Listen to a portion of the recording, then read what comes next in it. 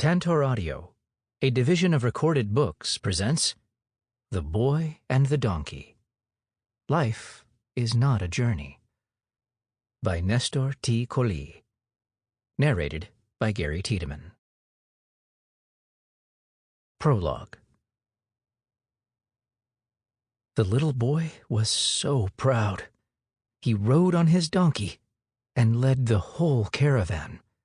The other children sat on their animals and followed him. His father had signed him up for the little donkey ride. The man who owned the animals had looked at him and then put him on the lead donkey.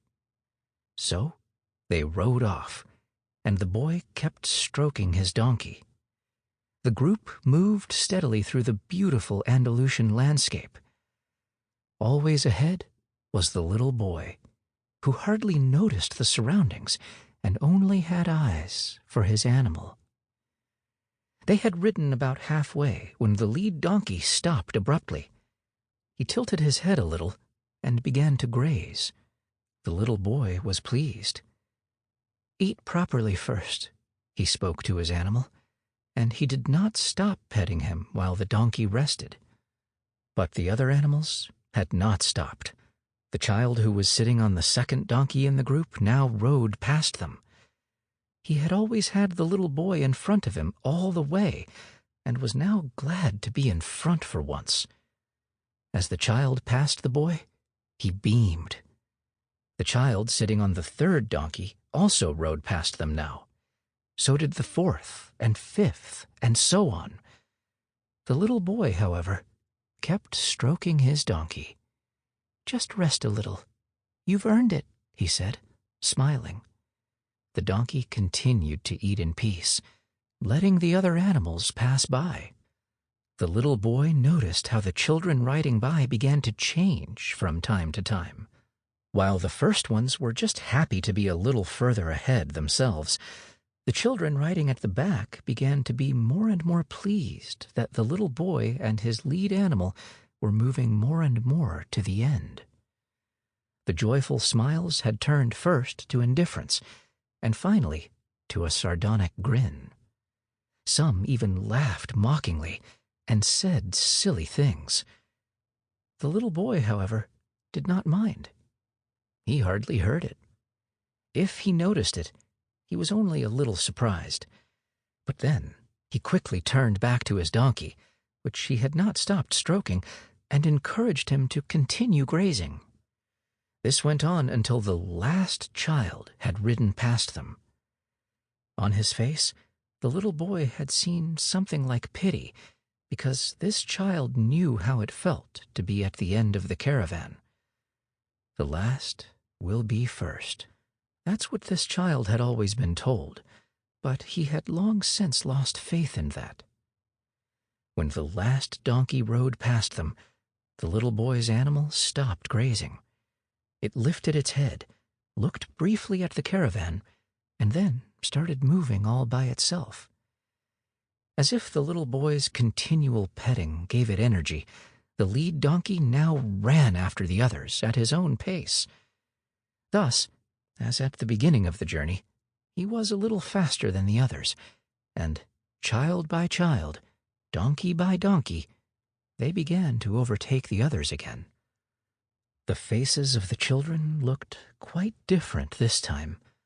While the last child of the caravan still seemed to be happy that at least he had not been at the end all the time, astonishment at first spoke from the looks of the others, which then condensed into resentment and envy.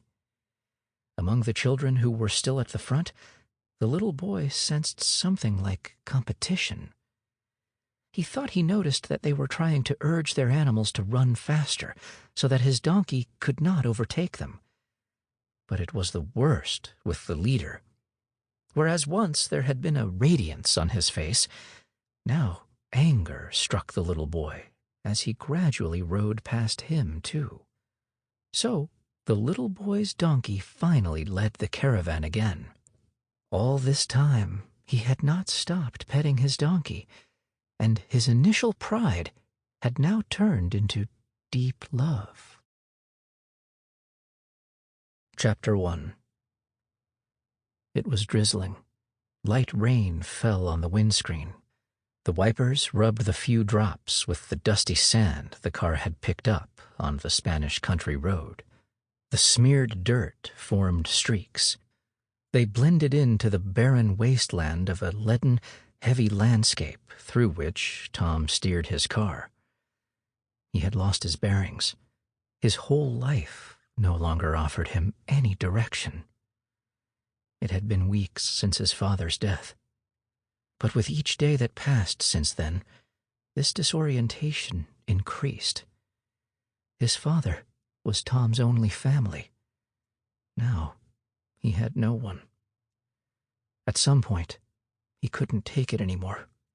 He needed to get out, needed a change of scenery. Maybe that would help. But it didn't help. Tom knew that when he arrived in Malaga. This time away would only make things worse, because even if the place changed, the disorientation remained. He had rented a car and just driven away. Questions circled in his head. Questions Tom had still wanted to ask his father, to see more clearly for himself, to find a direction for his life. But death knows no questions, and it gives no answers.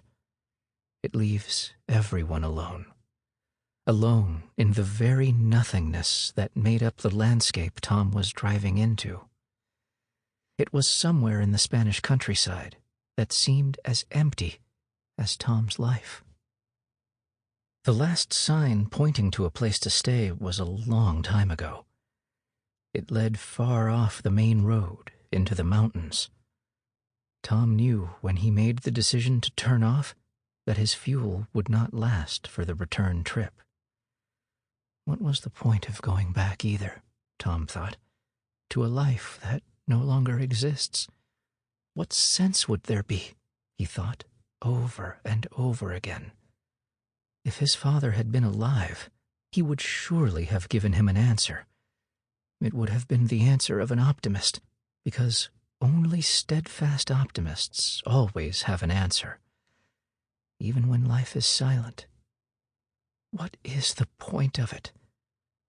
At that thought, Tom paused for a moment. Wasn't that the central question? What is the meaning of life anyway? Tom would have liked to ask his father at least this one more question. He glanced beside him at the passenger seat. There lay all that reminded him of his father. It was a manageable-sized box. Not really big, not really small. Unspectacular, just like his father's life. The box was closed, but Tom had a clear picture in his mind of what was inside.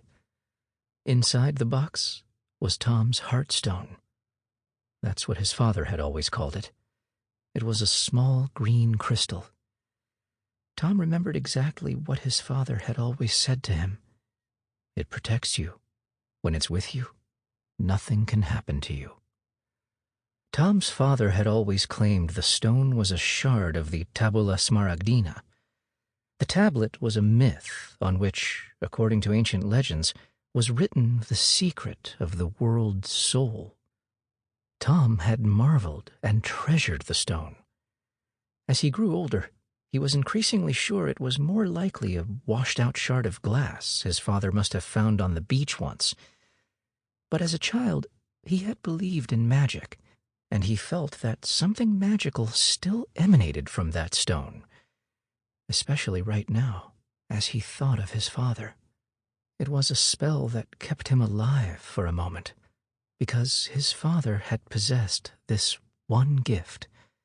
He knew how to tell stories about the world, and those stories came true. I miss his stories. I miss him. Father could always make sense of life, Tom thought.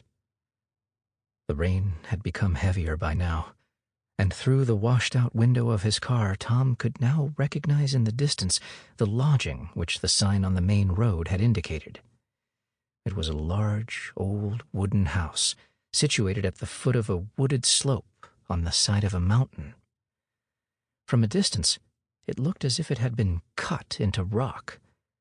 But as Tom got closer, he realized that impressions were deceptive.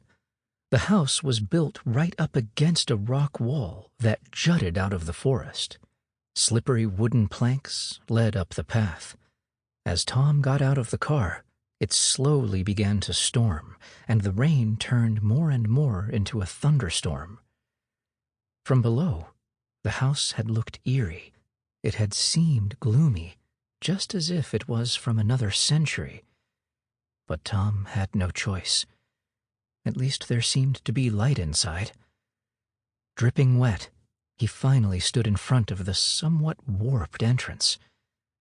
Tom hesitated for a moment. Then he saw the strange name carved into the wood above the door and wondered what was possibly waiting for him inside this house. Chapter 2. Tom was pleased to find that the wooden house was warm and cozy. It seemed to him quite different from what it had looked like from the outside. It was not so gloomy, more like an enchanted place. Tom was greeted by a large room with a massive iron bowl in the middle. It was attached to the ceiling and hung over a large fire. From it came a comforting warmth that filled the entire room. To his astonishment, Tom was not the only visitor.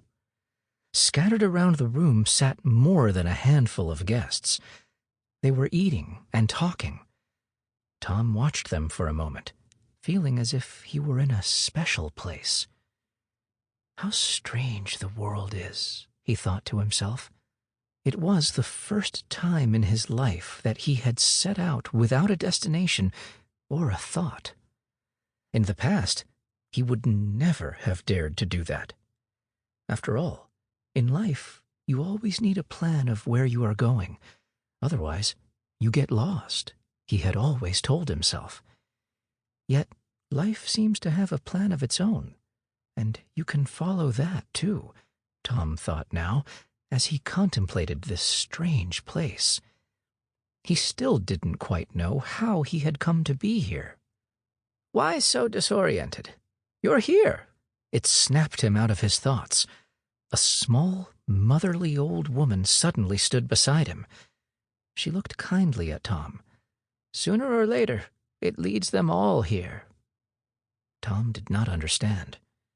The old woman smiled at him. "The disoriented ones." She looked at Tom. "They always come to Nepanthe."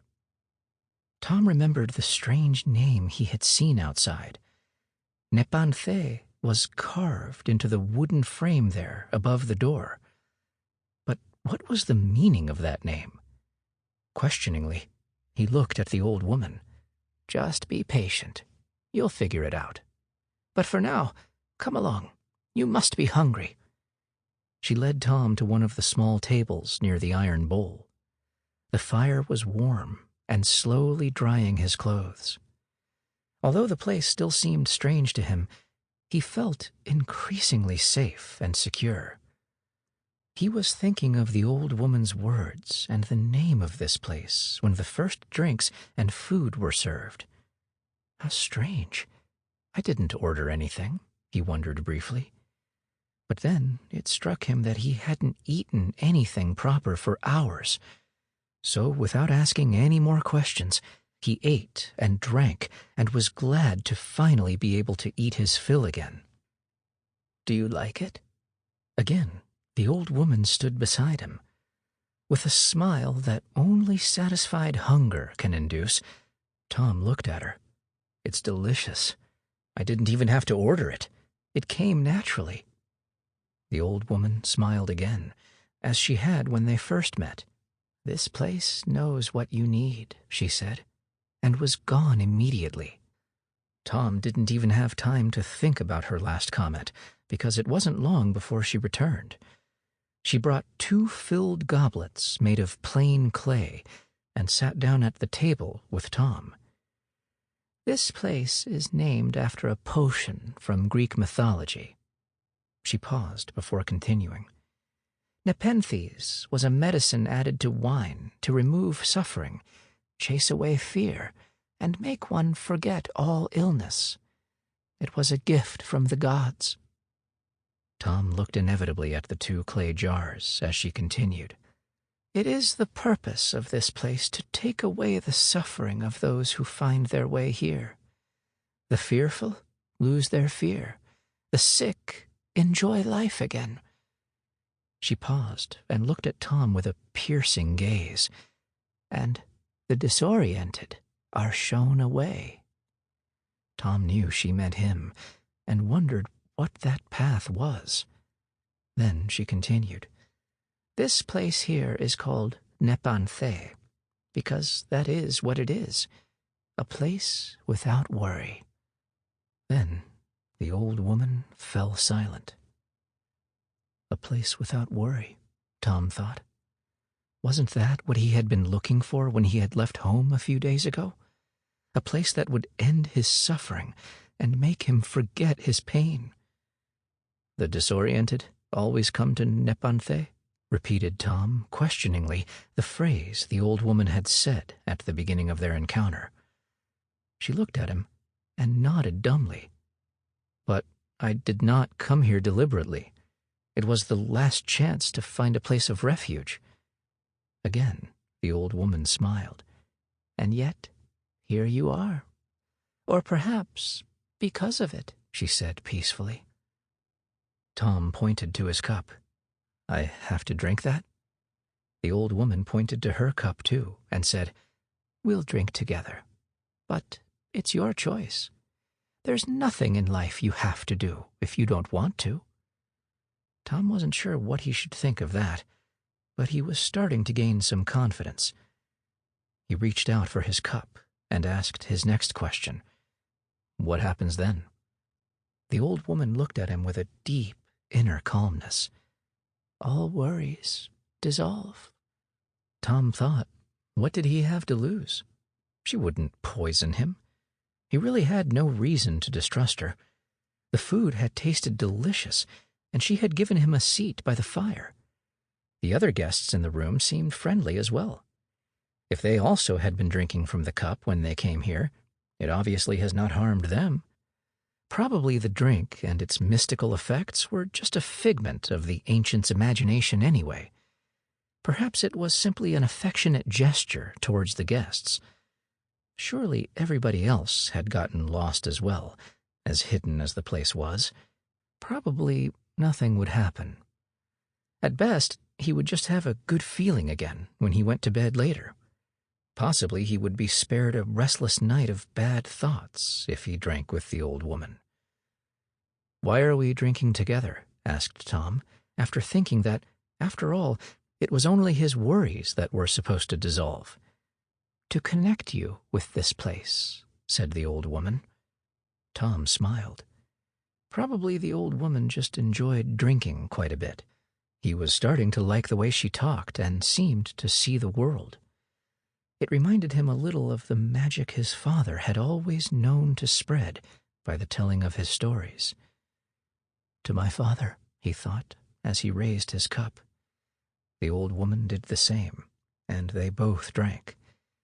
It was wine, indeed. It tasted very sweet, but there was something bitter in it, too. Tom drank it in one draught, as one drinks medicine. The old woman had also drunk quickly, and was already getting up again. What now? Asked Tom, seeing that she was going to leave. I told you that already. Your worries will fall away from you. Tom looked a little disappointed at the old woman. Had she just been joking? He was already getting annoyed by his own simplicity when the old woman said something else. Go to sleep now. Your dreams will give you guidance.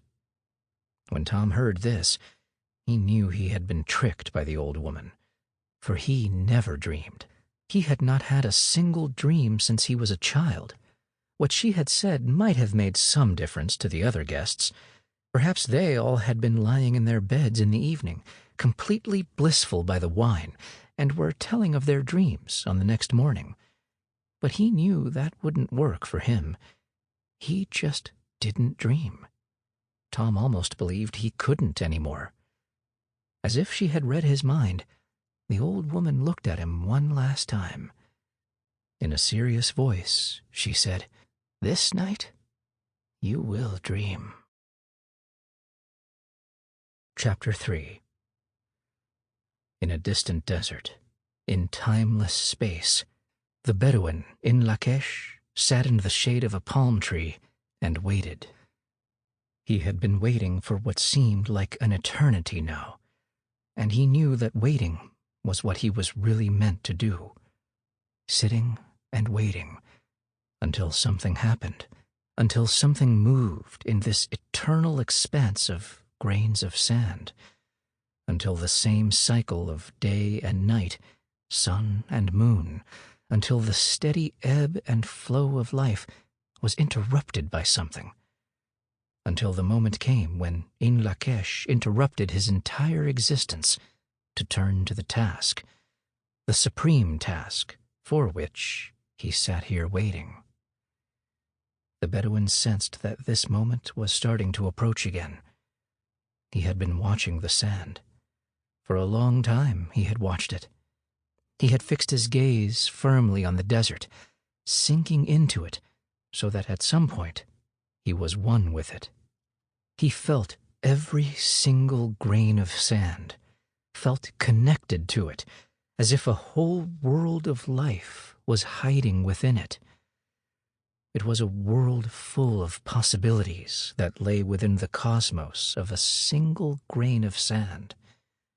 Only by observing, or as he himself always called it, by not observing the grains of sand closely, could he perceive every single emotion that was going on inside them. Today, he had sensed something again in a tiny grain, in one of those little worlds far away on the horizon, not visible to the human eye, but clearly and distinctly perceptible to him. Something was going on. Something had moved on the horizon, only imperceptibly, but clearly, and it would continue to move. It's that time again, the Bedouin thought, and began to prepare for his task. Once the question is asked, it always sets something in motion, be it something as small as a grain of sand.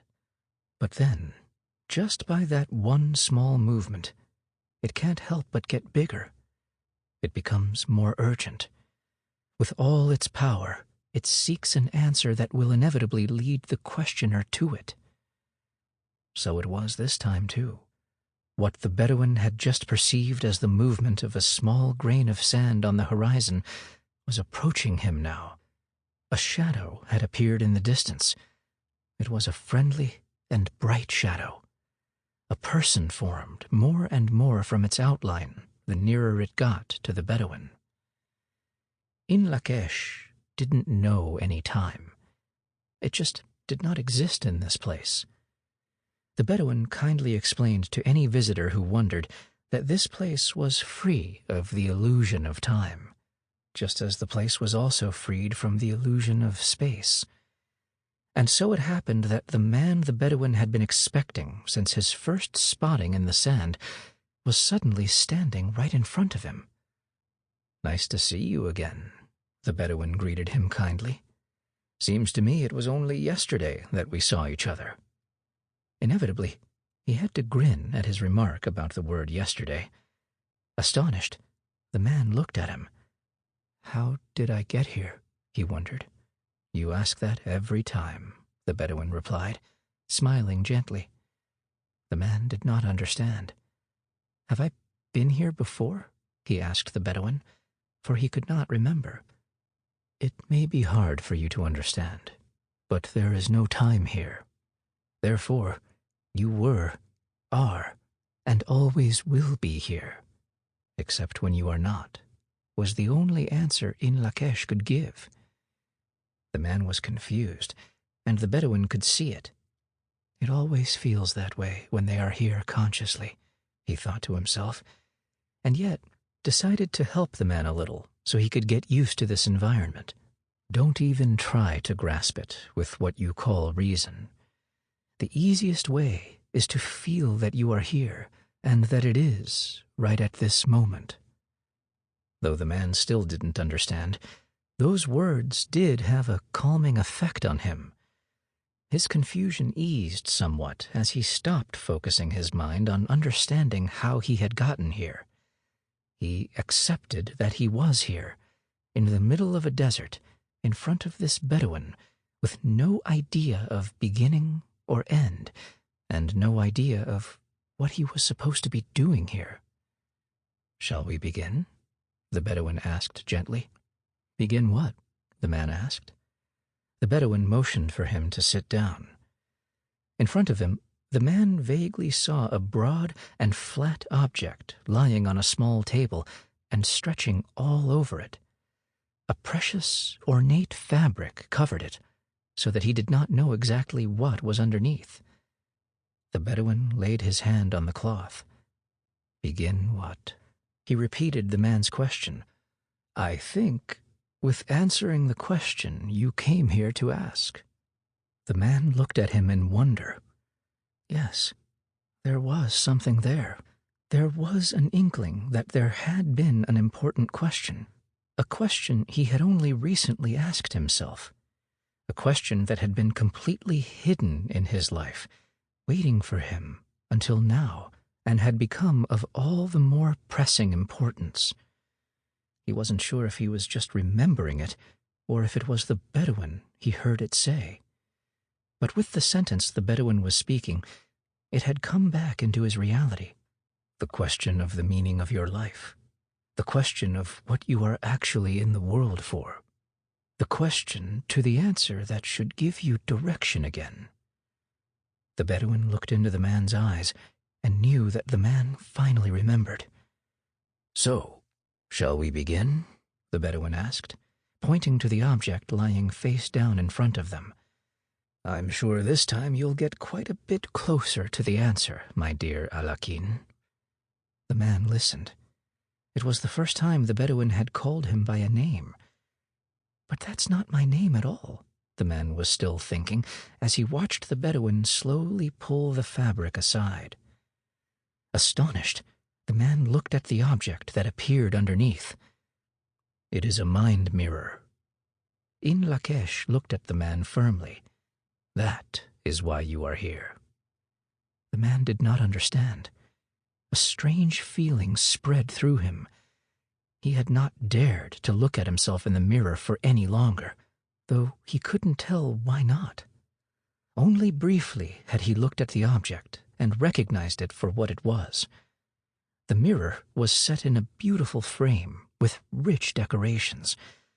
They gave it the appearance of something precious and yet simple at the same time. It was a mirror such as anyone might have with them, perfectly ordinary in its way, indeed almost inconspicuous. Yet, the man thought to himself, there was a rarity about the mirror, created by the ornaments and patterns that entwined themselves around the mirror's surface. He tried to look at them more closely. The marvelous thing was that these ornaments seemed to speak a language. As they did so, they spread out and began to grow larger around the mirrored surface. Symbols became visible, written characters. They were words, ancient wisdoms, spreading out and reaching into life. They groped their way in all directions, as if trying to reach the man's ears. "Look at us, Alakin," they whispered. Quickly, Alakin turned away from the mirror. "So now you remember your name." The Bedouin smiled at him. The strange feeling that had been spreading through Alakin since his first cursory look at the mirror eased his confusion and led to a blissful relaxation. Distraught when he arrived here, he now felt completely peaceful and tranquil by the idea of simply being here. He still didn't know where he came from, but that didn't bother him. Neither did it matter what would be, or what he was supposed to be doing here in this strange place. All that mattered was this moment. Sample complete. Ready to continue?